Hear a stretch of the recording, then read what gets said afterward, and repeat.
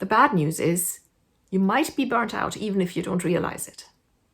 The good news is you can recover.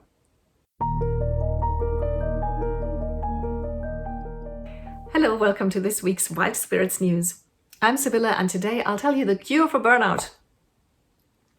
With more and more people realizing that they might not in fact be lazy, but burnt out, that burnout doesn't need to mean that you are clinically depressed and can't work anymore. Burnout can also mean that your life gradually shrinks, that you feel less and less motivated to do things you love, you have a short fuse, and there's a lot of small signs that are also signs for burnout, even if you're still outwardly functioning.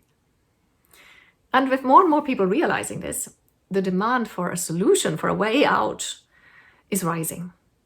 And from my own experiences, as well as my work with my clients, I can tell you that it's definitely possible to recover.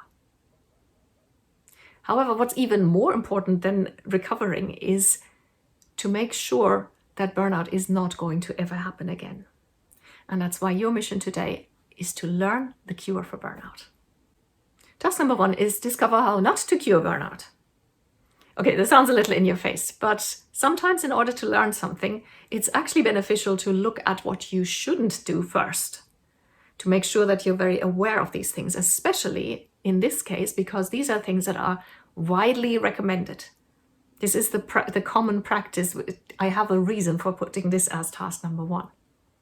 And the common practice is something like this. When somebody gets so burnt out that they actually need to see a doctor, that they actually can't continue, it's usually that they are getting some sick leave. On average, it's about 6 weeks or maybe 8 weeks. And they're recommended to learn to meditate, learn some relaxation practices like autogenous training, practice some self-care. And all of these things are great. However, if people do that, recover from burnout, and then go back to their life and their job exactly as it was before, what's going to happen is that because of these coping mechanisms that they've learned, they're going to last a little longer this time, but they will still burn out again. Because in order to fix burnout, you can't just address the symptoms and use, again, meditation, self-care. All these things I warmly recommend them all the time. These are fantastic. But if you use them as a band-aid to just paper over a larger problem that you leave unaddressed, then they're not going to solve the problem. Task number 2 is burnout-proof your life.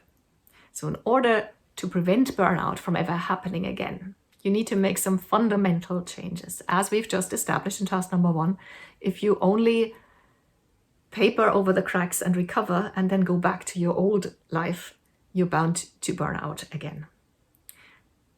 Remember the definition of insanity. You do the same thing over and over and expect a different result.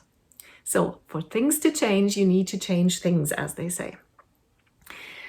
I've just written an article about that last week, and I'm going to put the link in the description below so you can have a look at that. But I've also summarized it here, written down the main points, just to summarize it for you.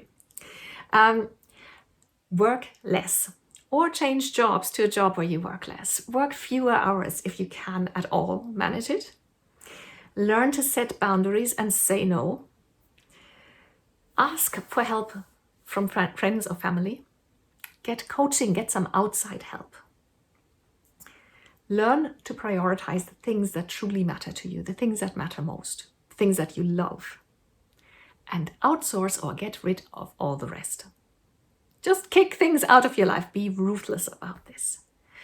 It might hurt, especially if these are things or people that you actually like or enjoy. But this is it's the same pain of cleaning a wound, which you have to do in order for the wound to properly heal and not get infected or give you trouble again and again down the line. And that brings me to task number 3, which is, as usual, let me know. Leave a comment and tell me where you stand on this. Do you think you might be affected by burnout, even if you maybe didn't think so before? Do you recognize any of this? What do you think of the changes I suggest? I'll reply to every comment, I promise. And if you'd like some more, you should consider joining the community of Wild Spirits at wildspiritscoaching.com. You'll fill in a little form and get 1 email per week. It's 100% spam free with additional article and information and recommendations of books and other resources. And sometimes you get exclusive offers that are only for my subscribers that nobody else ever gets to see.